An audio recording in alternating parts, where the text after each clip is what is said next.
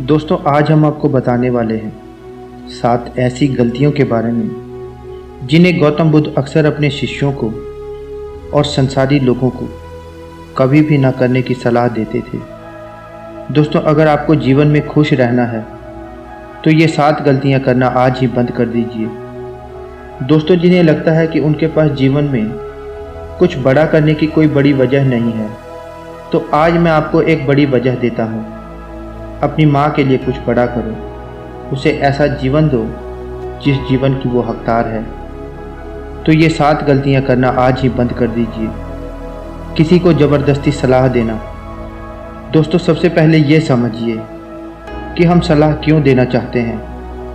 हम सलाह इसलिए देना चाहते हैं क्योंकि हम सामने वालों की नज़रों में खुद को बुद्धिमान बनाना चाहते हैं, लेकिन होता बिल्कुल इसका उल्टा है, यानी कि हम उसकी नज़रों में मूर्ख बन जाते हैं। दोस्तों, 2 तरह के लोग होते हैं। एक वो जो बड़ी बड़ी गाथाएं कहते हैं, कहानियां कहते हैं, लेकिन लोगों पर उनकी बातों का कोई असर नहीं होता। और दूसरे वे लोग जो केवल एक शब्द कहते हैं और लोगों का हृदय कांप उठता है।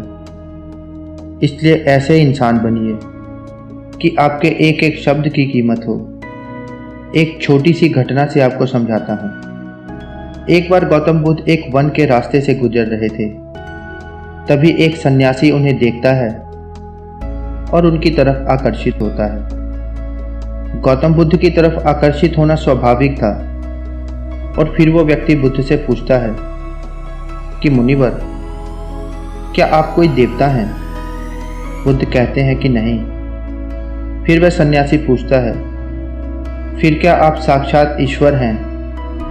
बुद्ध कहते हैं कि मैं भी तुम्हारी तरह एक मनुष्य हूं, बस इतना सा फर्क है कि मैं जाग गया हूं और तुम अभी भी सोए हो। फिर वो सन्यासी बुद्ध से कहता है कि आपके चेहरे के तेज को देखकर ही लगता है कि आप एक सिद्ध पुरुष हैं। इसलिए मैं ये जानना चाहता हूं कि आपके गुरु कौन हैं और किसके मार्गदर्शन ने आपको एक सिद्ध पुरुष बनाया है। बुद्ध कहते हैं कि प्रारंभिक स्तर पर मेरे कई गुरु थे, लेकिन आत्मज्ञान के लिए इस मार्ग पर मैं अकेला ही चला और मैंने सैकड़ों गलतियां करी। उसके बाद मैंने खुद ही आत्मज्ञान प्राप्त किया। इतना सुनते ही वो सन्यासी आग बबूला हो जाता है। वो सन्यासी बुद्ध से कहता है कि अरे जाओ, मैंने तुम जैसे पाखंडी बहुत देखे हैं। तुम तो अपने गुरु से ही उनका श्रेय छीन रहे हो। बुद्ध का उत्तर एकदम सही था, लेकिन उस व्यक्ति के लिए बुद्ध का उत्तर गलत था। इसके बाद बुद्ध अपना एक भी शब्द उस व्यक्ति को समझाने के लिए खर्च नहीं करते हैं। आगे चलकर उसे पता भी लग जाता है, लेकिन उस समय बुद्ध अपनी ऊर्जा और समय को बर्बाद नहीं करते। इस कहानी का सूत्र यही निकलता है कि सलाह या ज्ञान उसी को दो जिसे उसकी असल में आवश्यकता हो। दूसरी बात, खुद को किसी वस्तु, व्यक्ति या स्थिति से बांध लेना। दोस्तों, ये जीवन 2 ही रास्तों पर आधारित है। पहला, या तो आप उन्नति करेंगे और फिर आप विनाश की ओर जाएंगे। अगर आप इस समय उन्नति नहीं कर रहे हैं तो आप विनाश की ओर हर क्षण बढ़ रहे हैं, चाहे आपको ये बात पता हो या ना हो। दोस्तों, लोग नशे को इसलिए नहीं छोड़ते क्योंकि वे अभी भी नहीं जानते कि वे भविष्य में कितना विनाशक हो सकता है।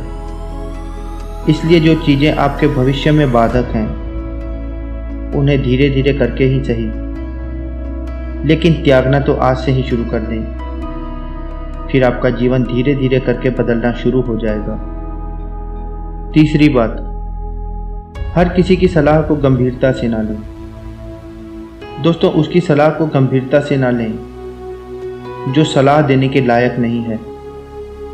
सबसे पहले ये जानें कि कौन लायक है और कौन नहीं।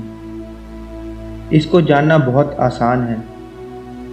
अगर कोई बुजुर्ग व्यक्ति है और सब लोग उसका आदर सम्मान करते हैं। सिर्फ इसलिए उसकी सलाह को कभी भी गंभीरता से मत लेना। बुजुर्ग सही सलाह देते हैं, लेकिन हर बार ये बात सत्य हो, ये सत्य नहीं है। दोस्तों, अगर आप रसोइये बनना चाहते हैं और सलाह लेते हैं किसी गायक से, तो हो सकता है कि गायक आपको सलाह भी दे, लेकिन आपका खाना उस स्तर का नहीं बनेगा जिस स्तर का खाना आप बनाना चाहते हैं। हर सलाह को अपने अनुभव की कसौटी पर खरा उतारें और बिना अनुभव के किसी भी निष्कर्ष पर ना पहुंचे। इसलिए दोस्तों, हर किसी की सलाह को गंभीरता से ना लें। तीसरी बात, माँ का अपमान ना तो खुद करें और ना किसी दूसरे को करने दें। यदि इस पूरे संसार में तुम्हें कोई निस्वार्थ भाव से प्रेम करता है तो वह है तुम्हारी माँ। दोस्तों, गौतम बुद्ध की माँ, जिनका नाम महामाया था, उन्होंने बुद्ध को जन्म देने के 6 दिन बाद ही अपना शरीर त्याग दिया था। उसके बाद बुद्ध की मौसी, जिनका नाम रानी प्रजापति था, उन्होंने ही बुद्ध को पाला था।